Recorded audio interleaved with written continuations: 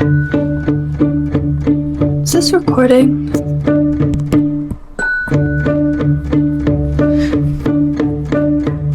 Hello everyone, welcome back to my little corner of the internet. Very much welcome to this channel. Today we're going to be getting into the nitty-gritty and delving into the 12 films I watched in the month of January.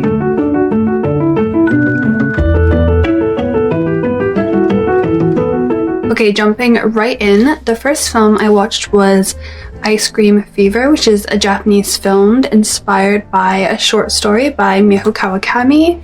If you know me, if you watch any of my videos, you know I love Miyako Kawakami. It is about 4 women of different ages. They frequent an ice cream shop in Tokyo, and each dealing with dreams, timidity, an experience with love and personal pain. And their lives sort of cross over and intersect at this ice cream shop. One of the girls works there, one of them comes and visits often, one of them's the owner, like they just kind of all intersect in their own way. And this movie is a stylish exploration of love, desire, and the subjective struggles of its characters. It uses ice cream as a metaphor for various aspects of life, symbolizing moments of happiness and the pursuit of meaningful connections. I think I rated this 4 or 5 stars. I loved this movie. Just, it's very pastel and colorful, and the whole flow of all the color grading and the shots is just, it all blends together so well. So I highly recommend this, and it's a good kind of introduction to Japanese films if you're wanting to get into that as well. So very good for me. And then following the theme of Japanese films, I watched Helter Skelter. Whoa, what a film. This is about a top model in Japan called Liliko, and having recently undergone multiple cosmetic surgeries to achieve this desired look of the Tokyo and Japanese beauty standards and her own beauty standards, she begins to experience troubling side effects of the surgery. The surgery she went to has certain illegal cases, and as she tries desperately to retain her perfect image, she's on magazines, she's on billboards, yet she starts developing these side effects and her beauty is starting to escape her. And Liliko descends into a world of nightmares and makes those around her miserable due to her own insecurities. And her character really embodies the struggles many face in the pursuit of perfectionism, and highlighting the psychological toll of fame and the often hidden consequences of cosmetic surgery. And I'd say the film juxtapositions the glamorous exterior within contrasting the darker realities of what lies in the interior. Okay, moving on to the third film I watched, In the Mood for Love. This is a Chinese film. This is about 2 neighbors that form a strong bond after both suspect extramarital activities of their spouses. However, after this, they agree to keep their relationship strictly platonic, their bond strictly as friends. And this film is just pure intimacy and yearning in the making. It's about how that first love forms and how the love becomes ancient, unfurls, releases itself into daily living. The office clock as motive itself is not a reminder of time, the ever-flowing cycle of the past and present, but offers moments of unsaid words to form, allows dialogue in the world to develop. There's a lot of unspoken moments where you can just hear what they're trying to speak, but without words. It's just from the feelings, the tension, the atmosphere, how they look at each other, those glances at each other. It's just dangerously that dangerous sort of yearning when they know they can't be together, but they do have these strong feelings towards each other.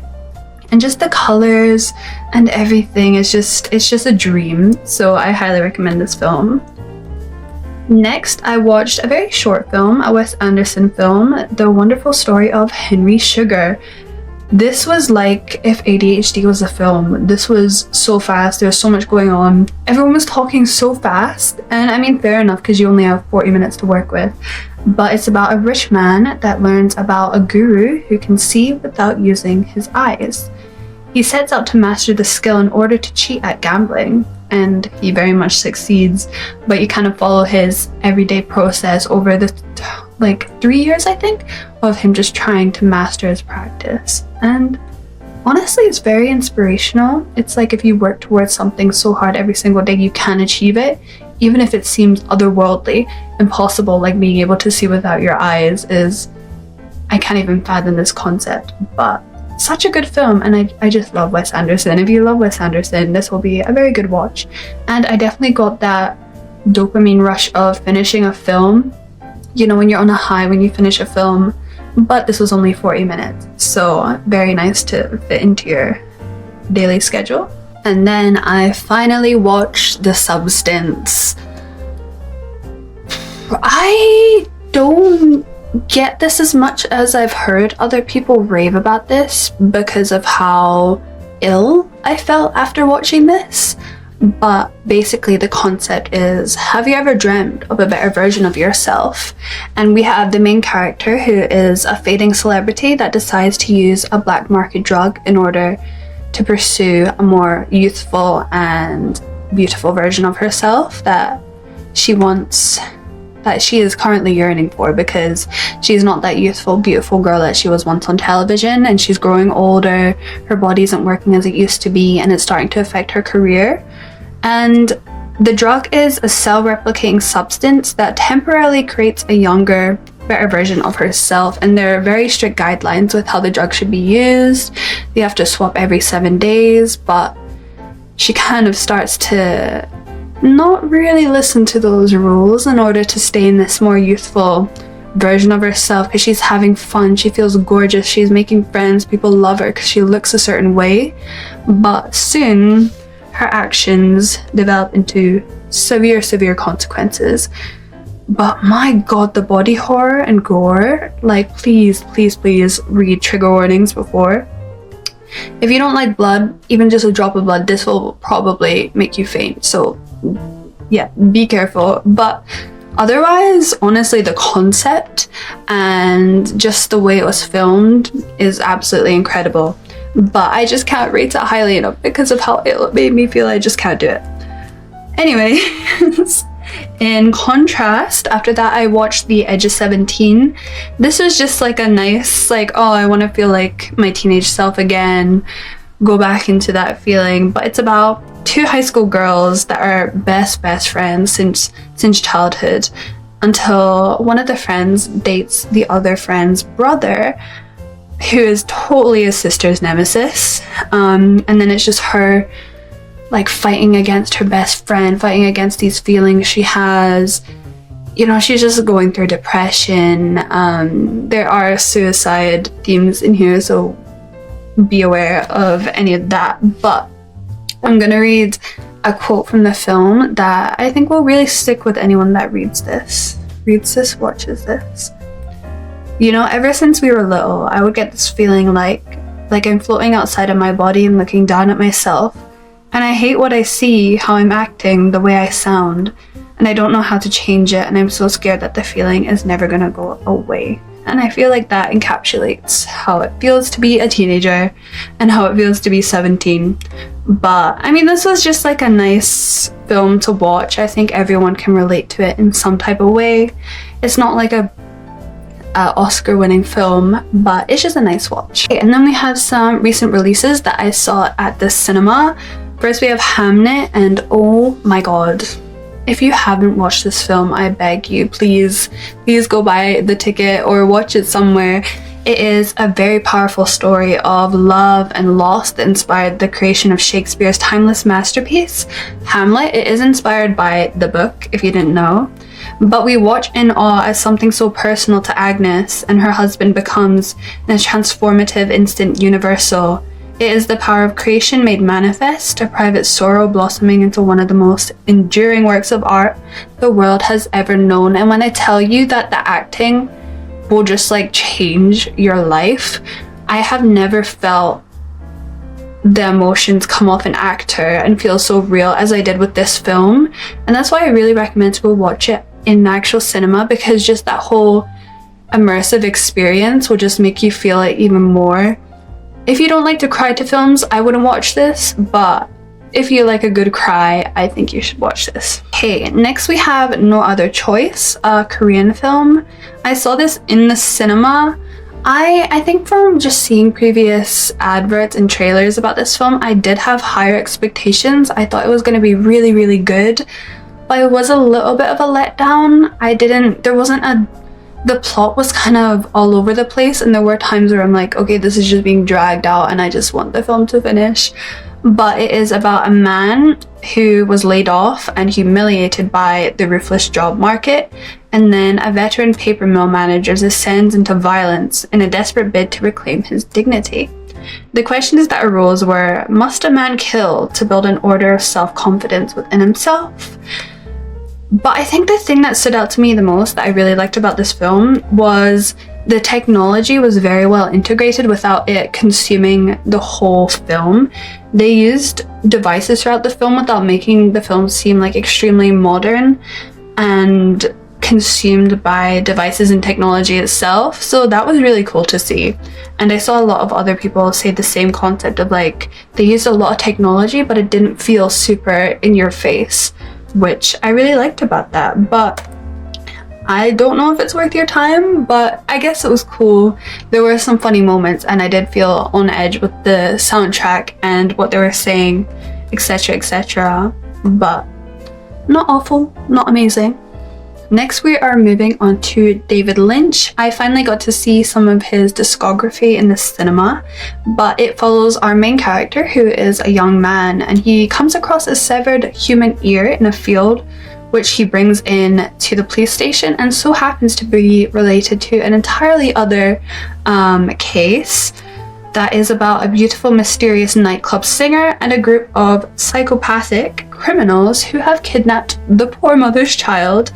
But I would say what stuck out to me about this film is there is a really uncanny feeling towards the characters that accompanies the viewer as the story progresses. You're kind of just on edge, like, oh, there's something really weird going on and I don't know how to feel sort of situation. But there's an intangible fear looming as Jeffrey and Sandy unravel the mystery of this case and the child and the severed ear. And yeah, there's a lot going on, but it kind of all folds into one as the movie concludes itself. But yeah, very interesting. I mean, David Lynch's films are just weird, but I'd say definitely give this a watch. And then following Blue Velvet, I watched Mulholland Drive, which I loved so much. It's about our main character. She is a blonde girl called Betty Elms, and she has only just arrived in Hollywood to pursue her dream of becoming a movie star when she meets an enigmatic brunette with amnesia. So she's trying to help her out, figure out who she is. The poor woman doesn't even know her own name. Meanwhile, as the two set off to solve the second woman's identity, filmmaker Adam Kesher runs into ominous trouble while casting his latest project. But when I tell you, this film was weird. Like, it felt exactly like a fever dream does, and it is very gay, so watch the gay fever dream, please. Okay, next we have Pan's Labyrinth. This is a Spanish film, which I loved watching because I actually didn't really need to read the subtitles. But it is in post-Civil War Spain. 10-year-old Ophelia moves with her pregnant mother to live under the control of her cruel stepfather. This little girl's father has just died and her mother has met a new man. She has to just adapt to this man being her new father figure. But drawn into a mysterious labyrinth next to the house she stays, she meets a faun who reveals that she may be a lost princess from an underground kingdom. To return to her true father and to her true princess self, she must complete a series of surreal and perilous tasks that blur the line between reality and fantasy. I really loved this film. It just felt like the fantasy world you create in your head as a child. It was very on theme with like the never-ending story type of older fantasy films, and I just love that nostalgic feeling that it just brings to the movie and how you feel afterwards. So this was a really nice watch. Next, the last film I watched was Die My Love, just recently came out. It's about our main character who is a writer and a young mother, she is slowly slipping into madness. She is locked away in an old house in Montana, and her increasingly agitated and erratic behavior leaves her companion, Jackson, worried and helpless and very concerned about this descent into madness that she seems to be going through. But I'd say the film, it really explores postpartum depression, which I don't think is portrayed in a lot of films. So it was really nice to see that theme kind of being the main center of a movie. It's about isolation and the slow corrosion of intimacy within their relationship. Set against the stark openness of rural Montana, Die My Love uses its landscape not as a backdrop, but as a psychological amplifier. The vast, empty, and suffocating land replicates how our main character feels. But I thought this was really good. I think it very well portrayed postpartum depression and that descent into madness.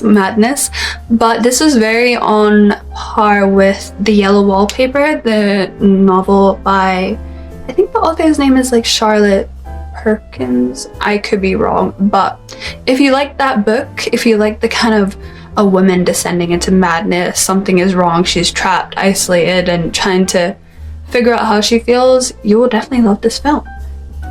So to conclude all of my film videos, I love to tell you what ones are worth your time and what weren't. What is worth your time is Ice Cream Fever, Hamnet, Mulholland Drive, and The Substance. But be very careful, just make sure it is the type of film you can handle and you like. If not, Ice Cream Fever, Hamnet, and Mulholland Drive were very good films for me this month and very eye-opening. So I'd say give those your time. But otherwise, the films are just watch whenever you have time. But yeah, thank you so much for watching. Let me know what you guys watched in the month of January, and I have many more film reviews to come. I'll see you next time.